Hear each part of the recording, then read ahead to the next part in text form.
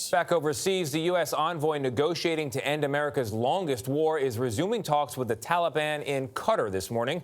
After nearly 18 years of fighting in Afghanistan, it's not just the Taliban that concerns the U.S. ISIS is also a threat. Imtiaz Tyab is at the peace talks in Doha. Imtiaz, good morning. Good morning. This is the latest and possibly last round of talks between the Taliban and the United States. But the brutal bombing of a wedding in Kabul is at the top of everyone's minds here.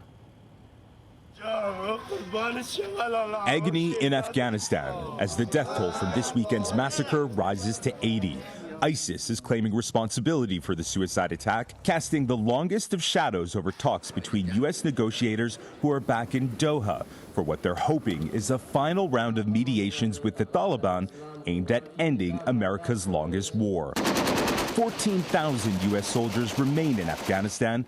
Withdrawing them is a key Taliban demand, while Washington wants guarantees Afghan soil won't be used by militant groups as a staging ground for global terror attacks, like al-Qaeda and Osama bin Laden did before 9/11, which is perhaps why President Trump's other demand, leaving U.S. intelligence agents on the ground, in part to monitor ISIS, remains a key sticking point. Speaking yesterday to Gayle King, Secretary of State Mike Pompeo said defeating the extremist group remains a top priority.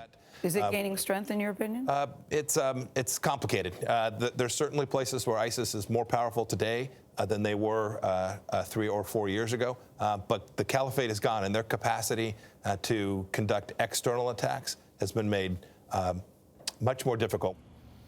Even if a deal is agreed, this isn't the end. A new phase of negotiations will begin in Norway, this time between the Taliban and the Afghan government. But these negotiations may prove even more difficult because these two warring sides will have to figure out a way to live with each other in peace. Gayle. Imtiaz Tyab reporting from Doha. Thank you.